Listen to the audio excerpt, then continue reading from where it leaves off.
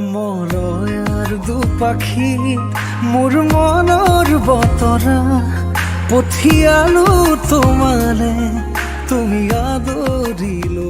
Hello' বন্ধু বান্ধৱীসকল, কি খবৰ আপোনালোকৰ? মই প্ৰিয়ংকাই মোৰ চেনেল বিন্দাছ প্ৰিয়ংকালৈ সকলোকে স্বাগতম জনাইছোঁ।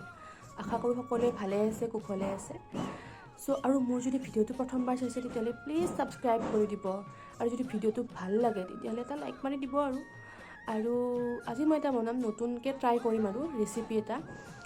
ৰেচিপিটোত কি লাগে কি নালাগে আপোনালোকে চাব, যদি ভাল হয় কমেণ্ট কৰিব। মই কিন্তু প্ৰথমবাৰ ট্ৰাই কৰিম কিন্তু ৰেচিপিটো। বলক ভিডিঅ'টো আমি ইয়াতেই আৰম্ভ কৰোঁ।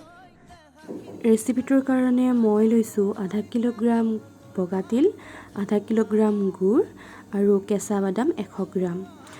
বলকচোন আমি ৰেচিপিটো কেনেকৈ বনাওঁ চাওঁ।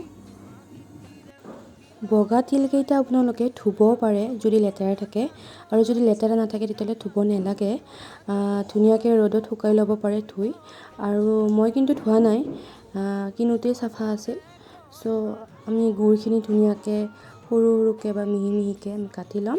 তাৰপিছত কেৰাহীত দুকাপ পানী দিম, তাৰপিছত এইখিনি ঢালি দিম গুড়খিনি, আৰু ধুনীয়াকৈ লৰাই থাকিব যাতে তলিত নালাগে। আৰু তিলখিনি ধুনীয়াকৈ ভাজিব, অলপ ৰঙচুৱা টাইপ হ'ব। আৰু গুড়খিনিও আমি ধুনীয়াকৈ পগাই থাকিম। চাব যাতে বেছি পনীয়াও নাথাকে, বেছি গোটাও নামাৰে। চাইছেনে? অলপমান যাতে ডাঠ হয়। আৰু বাদামখিনি ধুনীয়াকৈ আপোনালোকে ভাজি ল'ব শুকান কেৰাহীত, আৰু ভাজি লৈ তাৰ পৰা আপুনি বাকলিবোৰ গুচাই ধুনীয়াকৈ অলপ থেথেলাই ল'ব।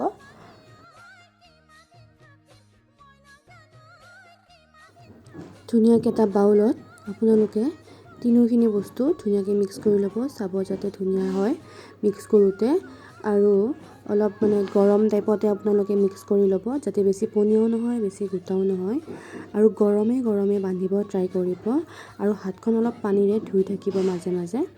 আৰু চাব যাতে হাতখন নুপুৰে, আৰু অলপ গৰম ভাৱটো থাকিলে লাড়ুটো বান্ধ খোৱাত সহজ হয়।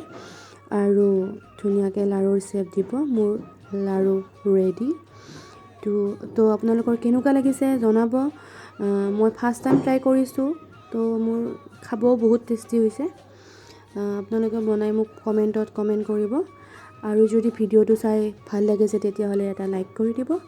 আৰু যদি মোৰ চেনেলত নতুন তেতিয়াহ'লে ছাবস্ক্ৰাইব কৰিব নাপাহৰিব। ধন্যবাদ। আজিলৈ ইয়াতে, আৰু নেক্সট ভিডিঅ'ত লগ পাম।